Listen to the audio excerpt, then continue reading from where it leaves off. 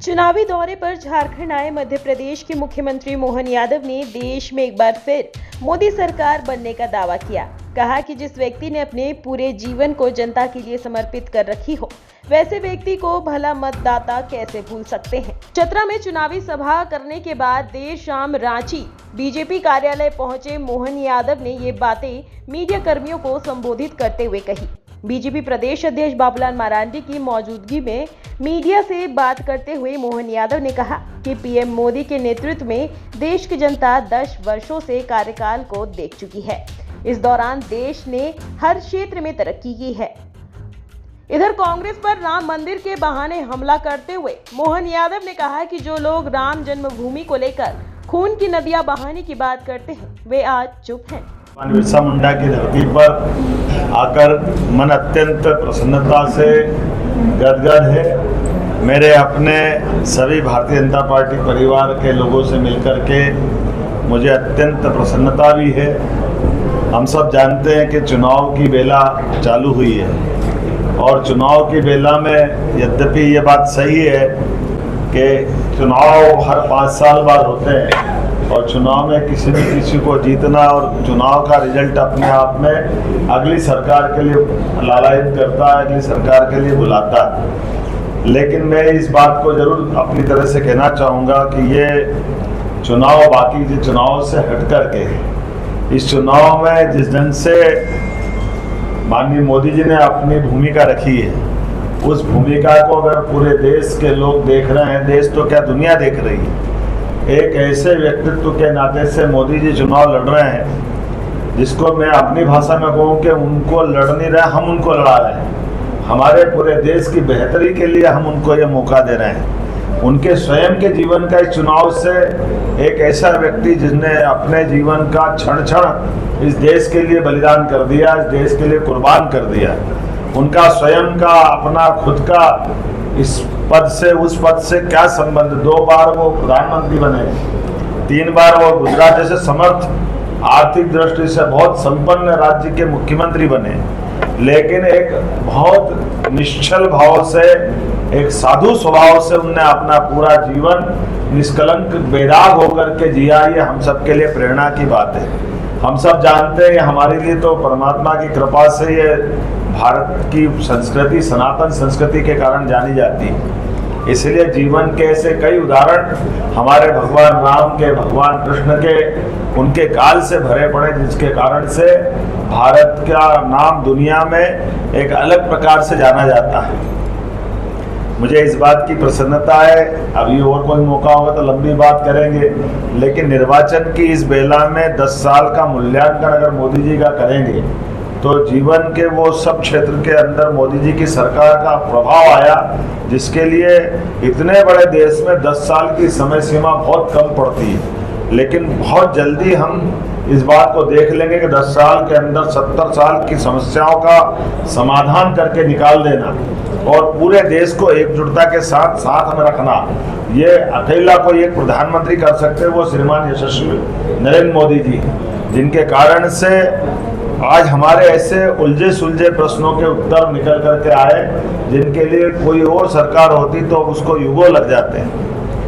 मैं अपने तय कुछ उदाहरण देना चाहूँगा। जैसे नई शिक्षा नीति लेकर के आए, यद्यपि शिक्षा नीति इसके पहले 2 बार और आई। एक बार दोनों संयोग ऐसे रहे कि जिन बार शिक्षा नीति आई, लेकिन शिक्षा नीति में लॉर्ड मेकाले की शिक्षा नीति को बार बार रिपीट करने का प्रयास किया, लेकिन आमूल चूल परिवर्तन करते हुए शिक्षा से रोजगार का संबंध और शिक्षा से व्यक्ति के व्यक्तित्व निर्माण का संबंध, ये दोनों दृष्टिकोण से देखें, लेकिन उसकी सनातन से रास्ते के साथ चेहरे जुड़ने का काम भी किया। मुझे इस बात की प्रसन्नता है कि शिक्षा नीति भारत सरकार की लागू हुई 2020 में और सबसे पहले लागू की हमारे अपने प्रदेश में, जब मैं स्वयं शिक्षा मंत्री था। हमने अपनी शिक्षा मंत्री से, जैसे अंग्रेजों के समय से लगा करके कांग्रेस के समय तक, कितना दुर्भाग्य की बात कहेंगे कि हमारे अपने वर्णाक्षर या हमारी अपनी पाठ्यक्रम के अंदर सनातन धर्म की संस्कृति को लेकर के ऐसे कई उदाहरण थे जिन उदाहरण पे हमको गर्व हो सकता था, लेकिन उन सारी चीज़ों को मिटाने का कांग्रेस के शासनकाल में प्रयास किया। कांग्रेस खुद भूल गई कि उनके पुराने राष्ट्रीय अध्यक्ष पंडित मदन मोहन मालवीय जिनने खुद ने हिंदू विश्वविद्यालय की स्थापना की थी, बनारस हिंदू विश्वविद्यालय की स्थापना करने वाली कांग्रेस बाल गंगाधर तिलक के नाम से सब जानते हैं गणेशोत्सव की शुरुआत हुई थी, लेकिन कांग्रेस ने वोट बैंक के आधार पर अपने आप को केवल एक चश्मे से देखना चालू किया और हिंदुओं का लगातार अपमान किया गया। मुझे इस बात को कहने में कोई गुरेज नहीं है कि हमारे मोदी जी ने 2 टेन्योर में एक बार जो वोट लिया, मैं थोड़ा बताना चाहूँगा। पहला वोट लिया देश की सुरक्षा के लिए, सुशासन के लिए, अलग अलग प्रकार की फैली अव्यवस्थाओं को दूर करने के लिए, और हम सब जानते हैं सर्जिकल स्ट्राइक हो, एयर स्ट्राइक हो, सभी प्रकार से जो उनने शासन के प्रबंध हाथ में लिए कि पाकिस्तान के आतंकवादी देश के अंदर आना बंद हो गए। हम सबकी जानकारी में है कि 2014 से 19 के बीच का टेन्योर के बाद से आज पूरे देश के अंदर एक भी घटना आतंकवादी नहीं हो रही, जिसका कारण सबसे बड़ा कोई है तो नरेंद्र मोदी है। धारा 370 से लगा करके राम मंदिर का उलझा मामला भी, आप बताइए केवल 5 साल के अंदर 70 साल से जो मामला उलझा हुआ था, क्योंकि कोर्ट कचहरी में बार बार सरकार अड़ंगे लगाती थी। ये कांग्रेस की सरकार थी जो भगवान के जन्म के प्रमाण मानती थी, लेकिन आर्कियोलॉजी की सारी रिपोर्ट प्रस्तुत होने के बाद सुप्रीम कोर्ट ने दूध का दूध पानी का पानी कर दिया, और कहने वाले कहेंगे कि भाई तो सुप्रीम कोर्ट ने फैसला किया, सरकार ने क्या किया, लेकिन ये भूल जाते हैं कि सुप्रीम कोर्ट ने तो 3 तलाक के मामले में भी राजीव गांधी के समय फैसला कर दिया था, लेकिन राजीव गांधी के समय फैसला किए हुए को सुप्रीम कोर्ट के निर्णय को लागू करने में नीचे सरकार में दम नहीं था, और जान करके केवल मुस्लिम तुष्टिकरण के कारण से 3 तलाक के फैसले को बदल करके और सांप्रदायिक दृष्टि से देखते हुए बहनों को नर्क की जिंदगी में डाला है। मुझे खुशी है कि माननीय प्रधानमंत्री जी दूसरी बार जब सरकार बनाई तो न केवल 3 तलाक को दमदारी से सामने लगवाया, बल्कि धारा 370 जैसे उलझे हुए प्रश्न पर, जिसमें 40,000 से ज्यादा लोगों के हत्याएं हो चुकी और कश्मीर के माध्यम से पूरा अपना देश अशांत रहता था। आज की स्थिति में वही याद करें उस समय जब कांग्रेस ने कहा खून की नदियां बह जाएगी, प्रदेश में आग लग जाएगी, देश में आग लग जाएगी, कहीं कुछ नहीं हुआ। सरलता के साथ जब सरकार की सक्षमता होती है तो समाज साथ आता है। ऐसे ही भगवान राम के मंदिर को लेकर के भी भगवान राम के मंदिर के मसले को निपटाना, सुप्रीम कोर्ट के फैसले को सफलता के साथ लागू करना, मुझे इस बात की प्रसन्नता है कि क्या हिंदू क्या मुस्लिम सब लोगों ने। तीसरी बार मोदी सरकार में भगवान कृष्ण मुस्कुराएंगे। सीएम मोहन यादव ने देश में मोदी लहर का दावा करते हुए इसके साथ ये भी कहा कि झारखंड में सभी 14 सीट बीजेपी जीतेगी। उन्होंने कहा कि मोदी सरकार ने राम मंदिर के मामले में न्यायालय के फैसले को धरातल पर उतारने का काम किया है। तीसरी बार मोदी सरकार में भगवान कृष्ण भी मुस्कुराएंगे। इसी प्रकार से जो उनने शासन के प्रबंध हाथ में लिए कि पाकिस्तान के आतंकवादी देश के अंदर आना बंद हो गए। हम सबकी जानकारी में है कि 2014 से 19 के बीच का टेन्योर के बाद से आज पूरे देश के अंदर एक भी घटना आतंकवादी नहीं हो रही, जिसका कारण सबसे बड़ा कोई है तो नरेंद्र मोदी है। धारा 370 से लगा करके राम मंदिर का उलझा मामला भी, आप बताइए केवल 5 साल के अंदर 70 साल से जो मामला उलझा हुआ था, क्योंकि कोर्ट कचहरी में बार बार सरकार अड़ंगे लगाती थी। ये कांग्रेस की सरकार थी जो भगवान के जन्म के प्रमाण मानती थी,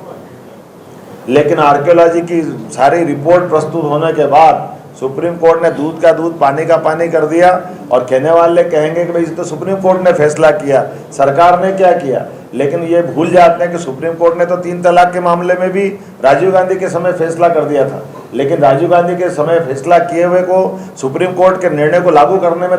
नीचे सरकार में दम नहीं था, और जान करके केवल मुस्लिम तुष्टिकरण के कारण से 3 तलाक के फैसले को बदल करके और सांप्रदायिक दृष्टि से देखते हुए बहनों को नर्क की जिंदगी में डाला है। मुझे खुशी है कि माननीय प्रधानमंत्री जी दूसरी बार जब सरकार बनाई तो न केवल 3 तलाक को दमदारी से सामने लगवाया, बल्कि धारा 370 जैसे उलझे हुए प्रश्न पर, जिसमें 40,000 से ज़्यादा लोगों के हत्याएं हो चुकी और कश्मीर के माध्यम से पूरा अपना देश अशांत रहता था। आज की स्थिति में वही याद करें उस समय जब कांग्रेस ने कहा खून की नदियां बह जाएगी,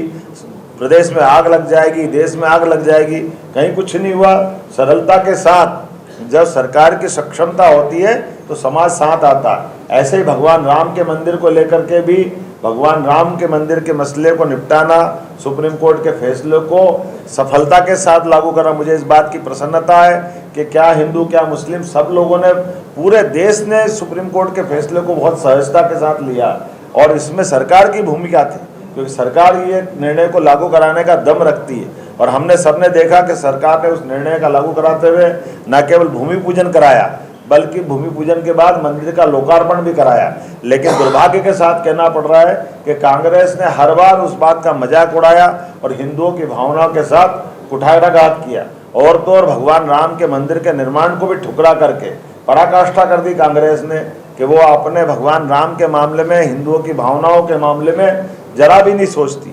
कोविड के खराब समय में भी जब टीके लगा गए तो थाली ताली बजाने वाले और पता नहीं क्या क्या बोला गया। लेकिन मुझे इस बात की प्रसन्नता है, कोई एक मसला बताऊं, इतने सारे मसले, इतने सारे मुद्दे माननीय मोदी जी के नेतृत्व में हल हुए हैं कि आज पूरे देश की धाक दुनिया में कहां से कहां पहुंच गई। 11वां नंबर की अर्थव्यवस्था से उठा करके 5वें नंबर की अर्थव्यवस्था में भारत आ जाके खड़ा हुआ है। और जिस धरती पे मैं हूँ, बिरसा मुंडा के जन्मस्थल पे कोई गया प्रधानमंत्री आज तक? पहली बार यशस्वी प्रधानमंत्री बिरसा मुंडा की धरती पे गए। और झारखंड तो वो धरती है जहाँ स्वर्गीय लालकृष्ण हमारे अटल बिहारी वाजपेयी जी ने इस राज्य को बनाने में बड़ी भूमिका अदा की थी। अदरवाइज यहाँ इस राज्य से जुड़े हुए पूर्व मुख्यमंत्री कहते थे कि ये असंभव है, ये हो नहीं सकता है। लेकिन झारखंड राज्य बना,